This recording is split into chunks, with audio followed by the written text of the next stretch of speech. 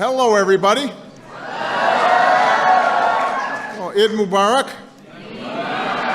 Can everybody please give Aisha a big round of applause?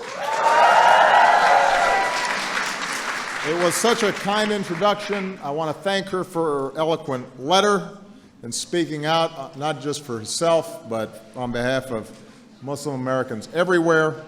She was a little nervous when she came out, and she did great. So I was nervous the first time I did this, but I have to admit I've done this a while now. I want to thank Rahima for sharing words from the Holy Quran. I want to welcome to the White House everybody who was here. You know, for the past 7 years, we've held our annual iftar dinner.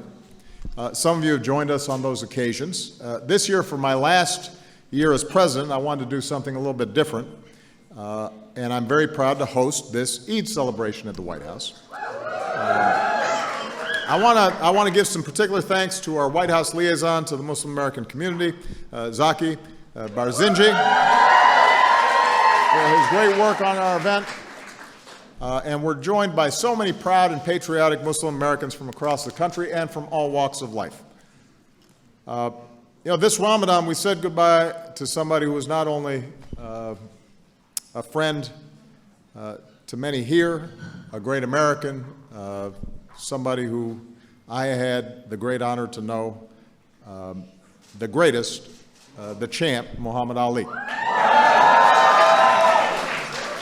And as proud of his blackness as he was of his faith, the champ taught us that the most important thing in life is to be ourselves.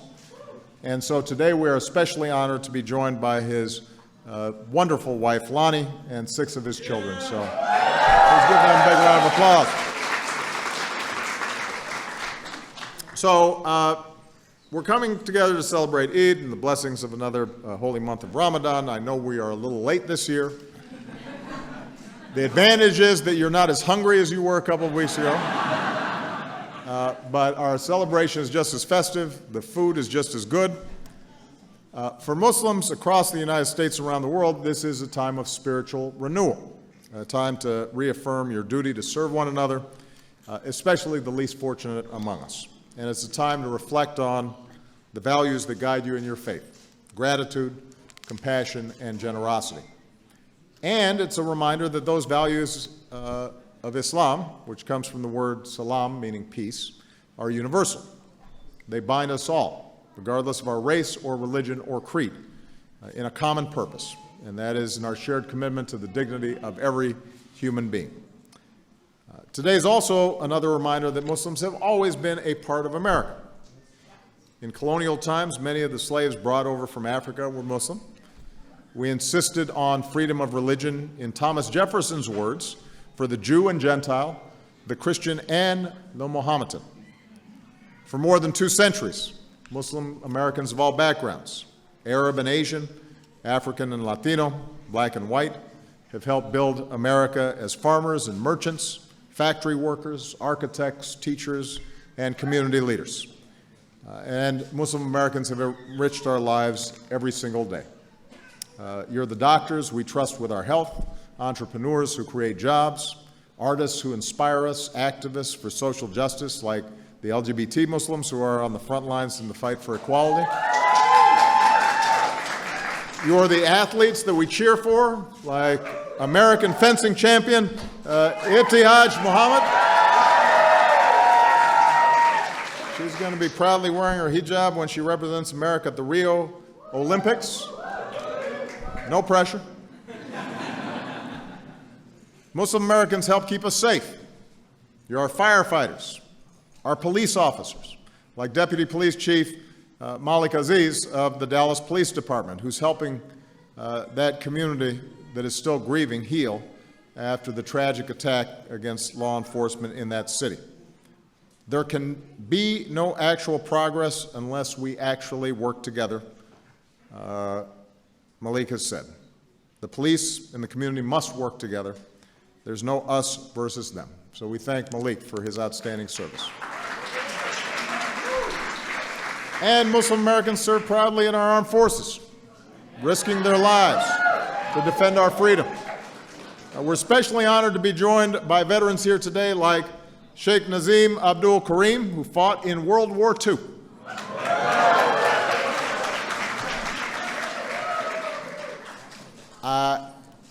He said he's 95, but I think he's lying. He looks younger. He says he tells people he's 59. But we are so proud of him and what he's done to fight for our freedom. And I'd ask all our proud service members and veterans, if you can, to raise your hands so that we can thank you for your service.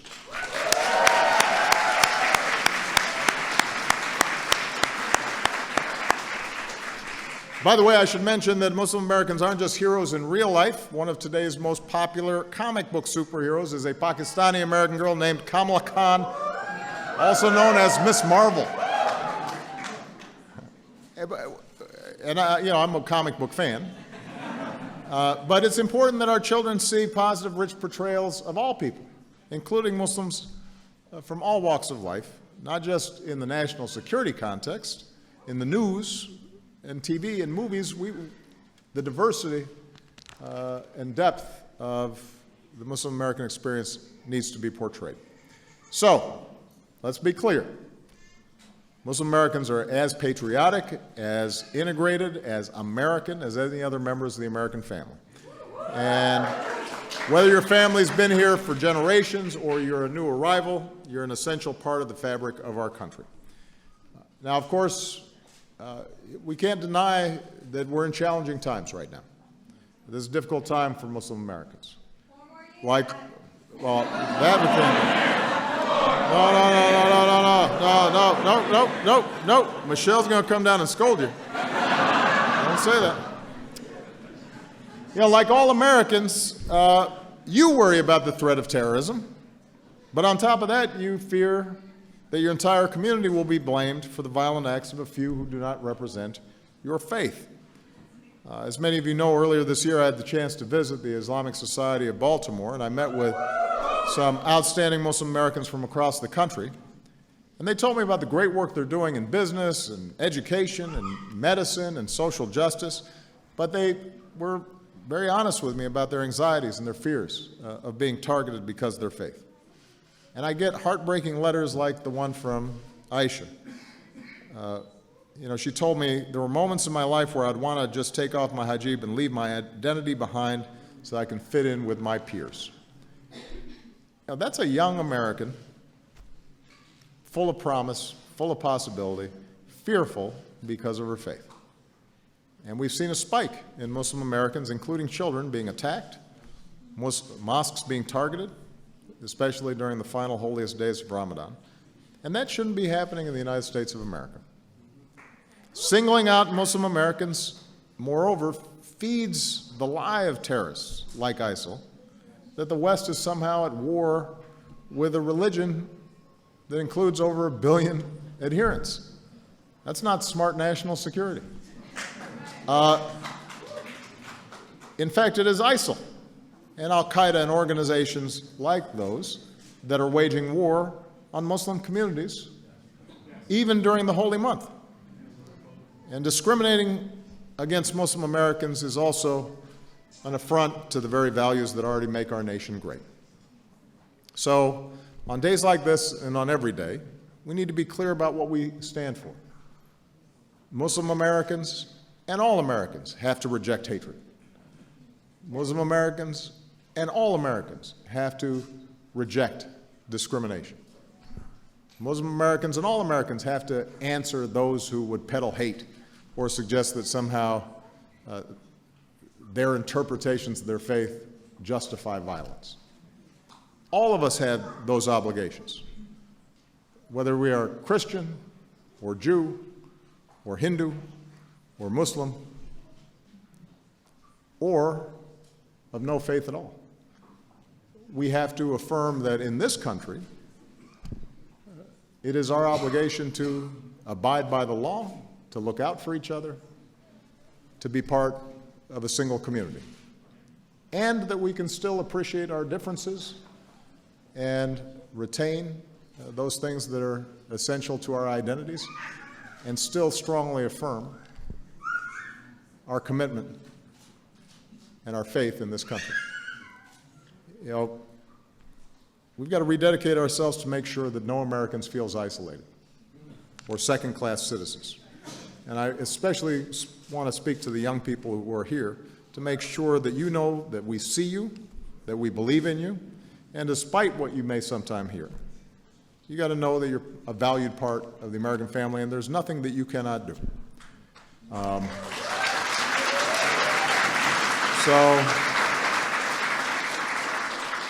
During what was a difficult Ramadan, where we saw hundreds of innocent lives taken in Istanbul and Dhaka and Baghdad and Medina, as well as in Orlando and Nice.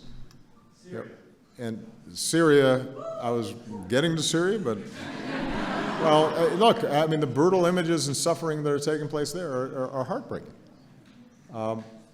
And so the message has to be sent that we will stand with our friends and our allies around the world, including Muslim communities, that we will engage with those who want peace, that we will go after those who will harm innocents, that we will encourage dialogue, not just between faiths, but oftentimes within the Muslim faith itself, which has driven violence in some parts of the world. And in the face of terrorism, we will prevail. But we will prevail by working together, not driving each other apart. And that's ultimately what we have to do as Americans, to stand together and look out for one another. And we welcome those who believe in the basic promise of our country, that no matter who you are, what you look like, where you come from, how you worship, if you work hard, if you are responsible, if you are law-abiding, then you can make it here in America. And that's the story of Arif and Aida Saad. Where are they? There you are, way in the back. You can see their hands. In 1973, Arif and Aida decided to pack up their lives in Lebanon and come to America in search of a better life. The couple settled down in Detroit, Michigan. Arif spotted an opportunity. He started a distribution company that specialized in halal meat to serve the growing Muslim population in Detroit. 40 years later, it's a thriving company, and they're now paying it forward. One of their daughters, Ferouz, used to work in my administration. She now works with the Detroit Mayor's office, helping to welcome today's immigrants and refugees. And, you know, so the Saads, they set a great example for new arrivals like Hiba and Rauf al-Rahawan. Hiba and Rauf, where are you? There you are. So back home in Syria, these two sisters watched as the growing violence leveled their neighborhood, demolished their home, destroyed their father's car company. And in 2012, their family fled Syria and spent 4 years in Malaysia as refugees. 4 months ago, they were able to come to Brooklyn to start their lives over. In their first week, they signed up for English classes. Hiba works in a clothing store on the weekends, studies English during the weekdays, hopes to save enough money to enroll in college to study information technology. So when you look at the life that the Saads have built, you look at Muslim Americans in this room who've made incredible contributions in every possible field, it's not hard to imagine that these two sisters are going to do the same. So, Hiba and Rauf, welcome to America. We're proud to have you here. And that's what makes this country special.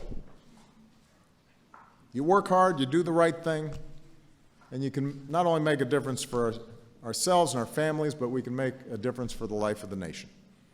So today we celebrate this wonderful holiday and honor a great faith, but we also recommit ourselves to building an America where everybody has the opportunity to achieve their dreams. And we reaffirm the values of democracy and freedom of religion and tolerance and community building and understanding and hard work that allows all of us, whatever our faiths, to prosper. So, I'm proud of all of you. I hope you enjoyed this wonderful reception.